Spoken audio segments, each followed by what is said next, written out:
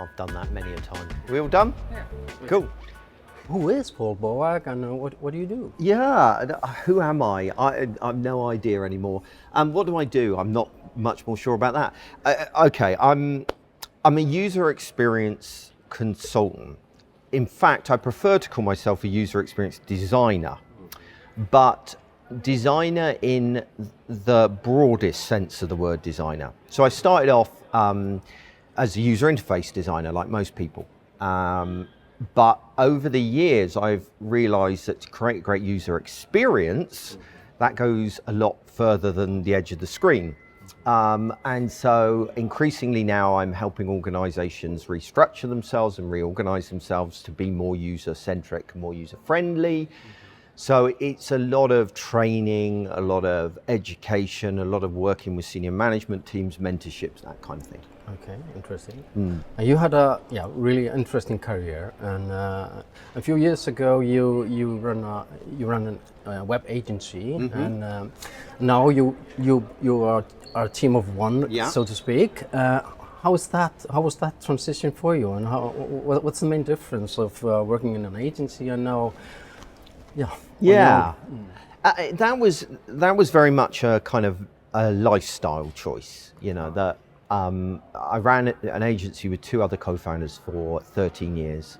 I'm actually still a non-executive director of that company, so I'm still involved with it quite a lot, but they don't pay me anymore, which that doesn't sound good when you say it out loud, does it? But no, I'm still actively involved with them. The decision really to go independent was about me wanting more flexibility in my lifestyle, more opportunities to travel, and not having the responsibility of 13, 20, whatever it happens to be, people behind us at the time. In terms of differences, it's pros and cons like anything. It's great not to be tied to other people and to not have to worry about working at the same hours as them. I can work when I want. It's nice to be not responsible for feeding a whole company's worth of staff when you've only got to feed yourself. So I've gone from bringing 40, 50 grand in a month to just me. So it's a lot easier. But there are downsides too. I really miss Chris and Marcus, the co-founders of the company. I miss their wisdom. I miss them gently holding me back when I get overexcited about something, and bringing a bit of pragmatism to it. So it swings and roundabouts like anything, isn't it? You gain some things, you lose others. Of course. The UX world is rapidly changing, and in your talk later today, the topic of your talk is user experience revolution. Yeah. Can you explain, not in a full lecture, but what do you mean by that? Okay. What are we expecting? So, what is happening is that design-led companies, user experience-led companies outperform other companies over a period of about 10 years by about 228%, right? So they tend to outperform considerably. And what's happening is companies realizing this, that actually the way to success is to refocus on user experience, on design, on those kinds of disciplines. So you've got companies like IBM that are trying to hire 12,000 designers at the moment. General Electric are going through a user experience transformation project, and Disney are investing massively in it, although they always have, to be fair to them. So there's these big changes coming, and yet there are many, many companies that don't get it, right? That don't understand it. But they still have designers, UX people, digital people in their organizations. And these people feel isolated, they feel underappreciated, and frustrated. So the essence of the talk is saying, well, look, don't give up. You can actually have a positive impact on the direction of your company, no matter how big and that company is and how lowly your job is. you can influence its direction. You can cause a revolution within the company.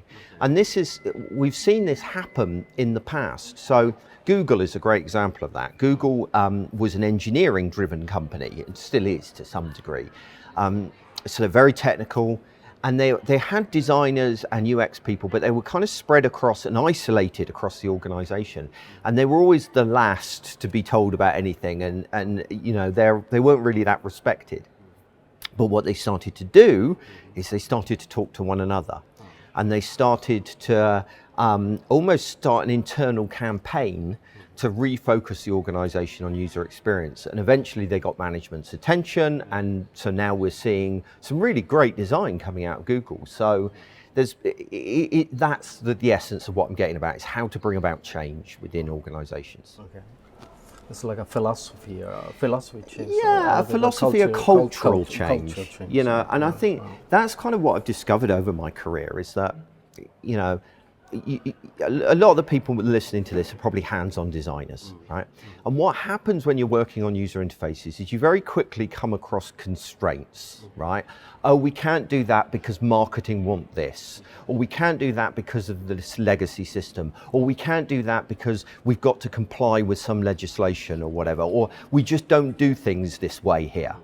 And I got to the point in my career as a designer when I started to say, well, why? Why can't we do that? Why do marketing want it that way? Why are we stuck with this legacy IT system, and so on and so on? So I started to challenge those things in a very gentle way.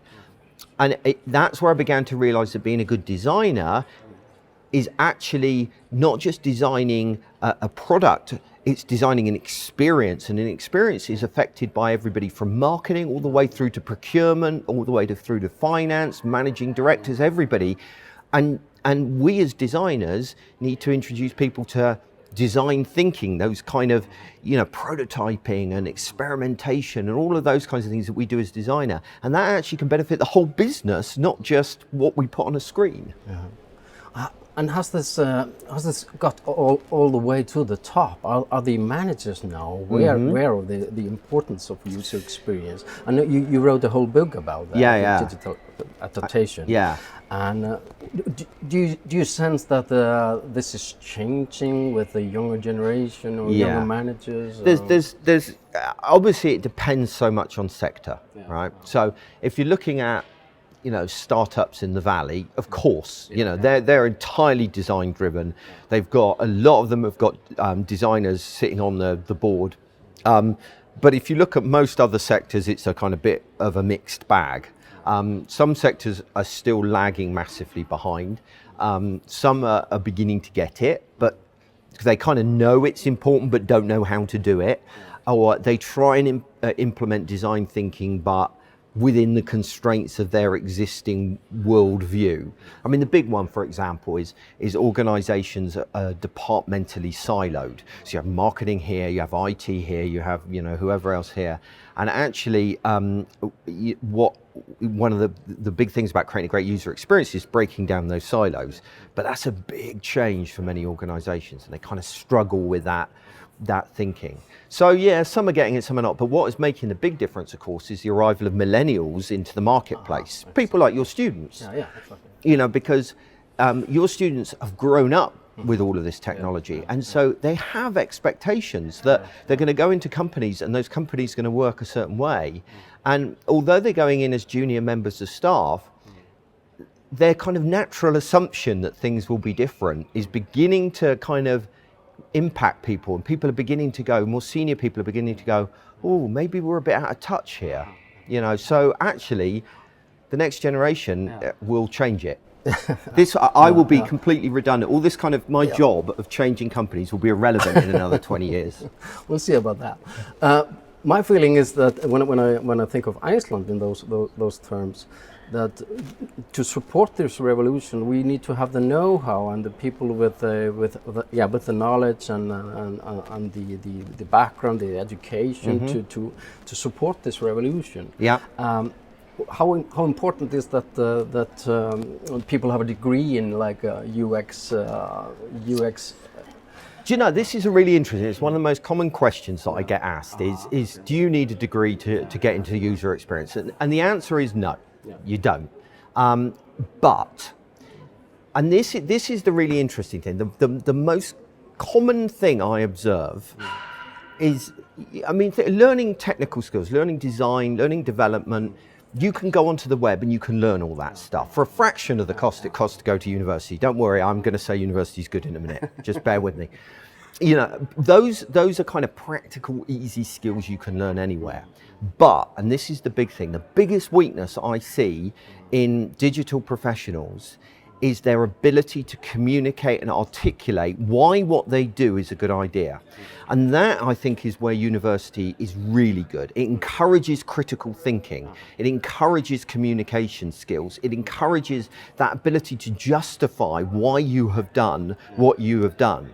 You know, people pay me a lot of money to run workshops. I mean, you were at my workshop yesterday. Half the day we spent just talking about how to convince people, you know, that what we know is right and being allowed to do it. And that's, I think, one of the things university gives you is that ability to articulate that kind of stuff. Is there any particular area in the UX field that needs special care nurturing? And you talk about prototyping, you talk a lot about user testing, user research. Yeah. Is there any particular field that has been left out or needs special care? There's loads of people talking about usability testing. Yeah. There's loads of people talking about interface design. My particular bugbear, the area that I think is particularly weak are the gaps, right?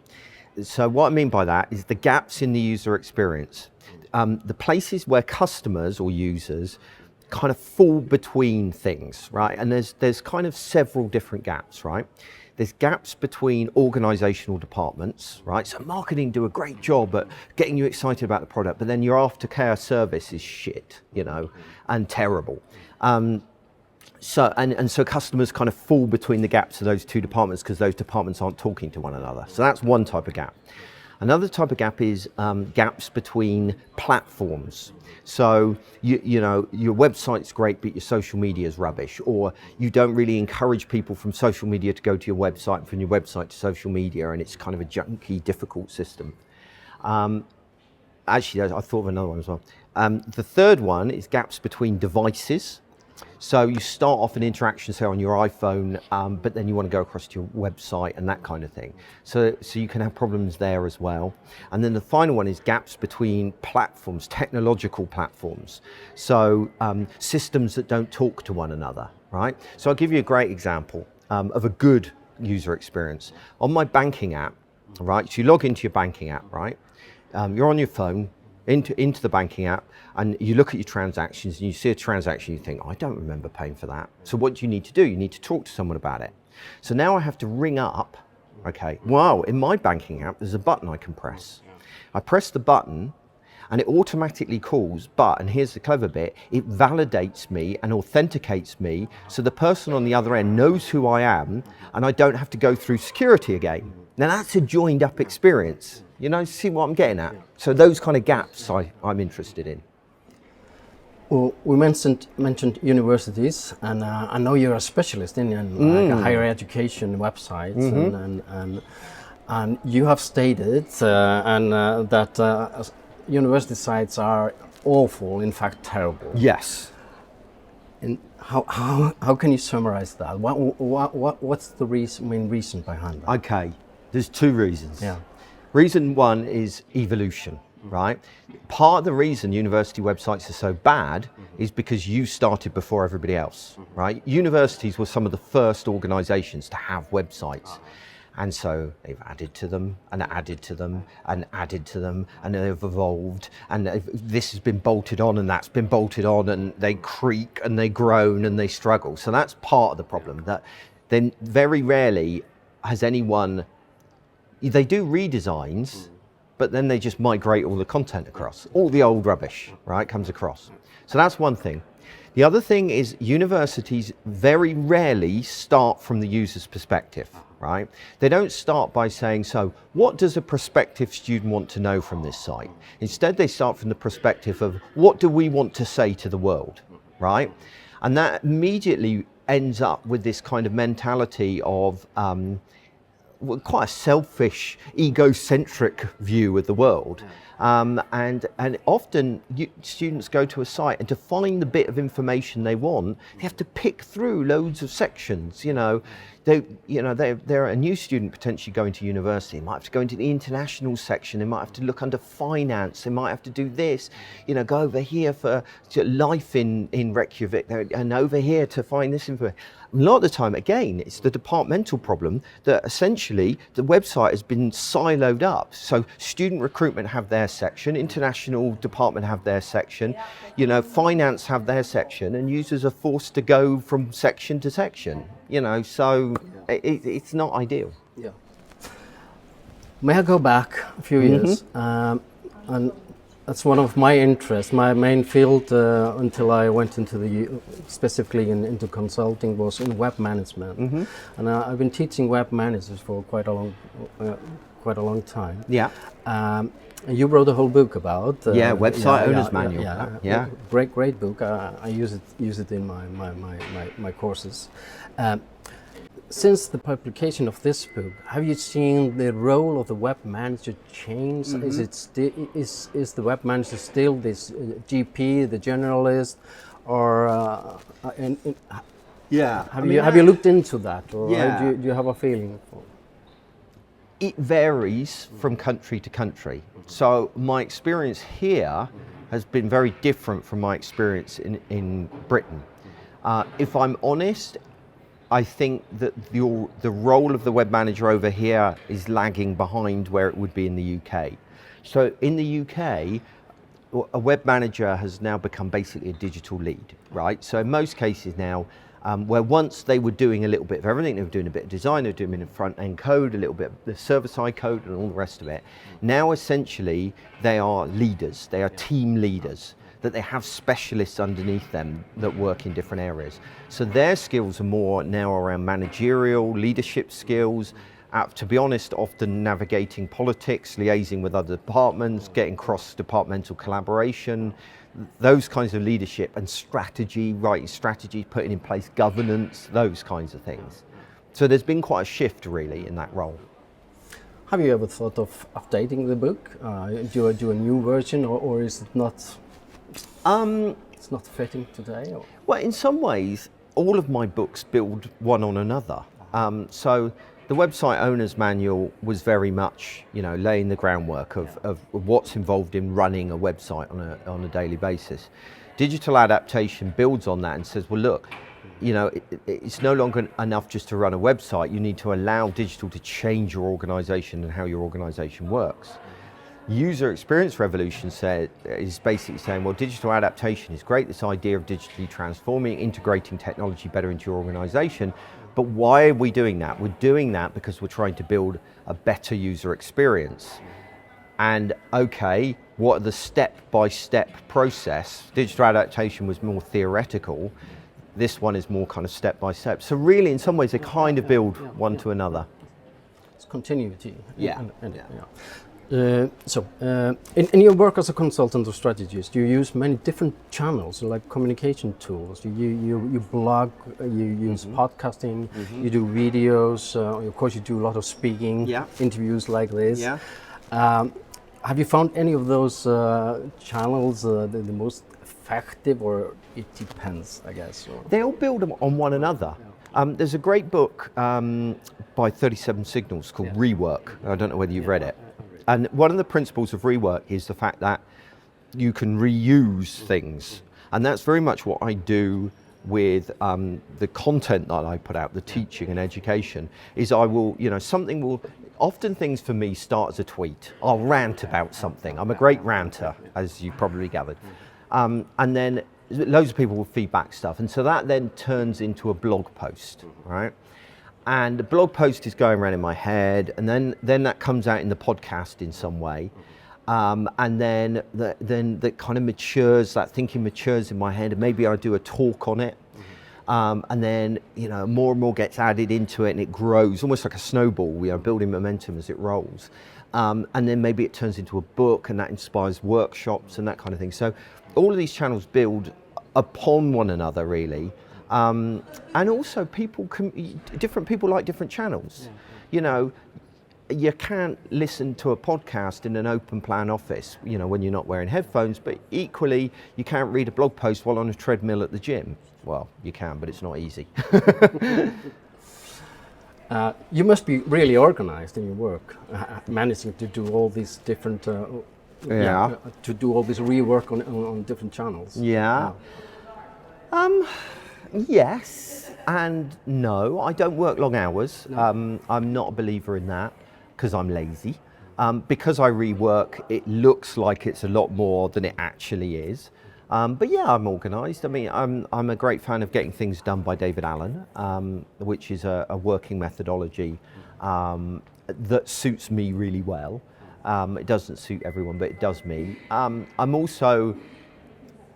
I'm inherently lazy, right? Which means I'm always looking for the shortest route to any solution. They say that about developers, don't they? That, you know, the best developers are the laziest developers because they write reusable code that they can use time and time again.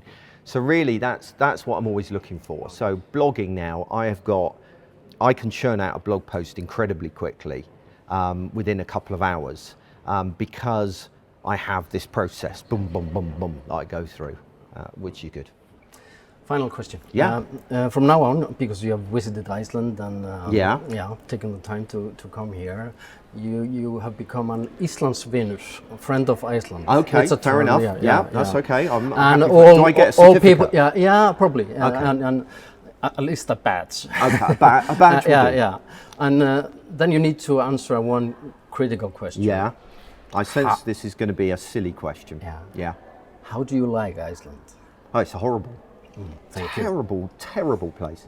Now, truthfully, I mean, I've only seen a bit of Reykjavik. I haven't been here long, and it's dark most of the time. No, I've been desperate to come to Iceland for a long time, but I'm not counting this trip because I've literally been here a couple of days. I'm coming back with my family next year, and we're going to get a motorhome and we're going to drive. We're going to get out of the city. I'm not a fan of cities. I'm going to get out of the city. I'm going to drive somewhere. The motorhome's going to break down. I'm going to freeze to death, and someone's going to find my body 2 years later. That's the plan for next year. Great talking to you. And this end was not so great for you, but it was great talking to you. Great talk, and thanks for taking the time. Oh, a pleasure. Thank you. Thank you.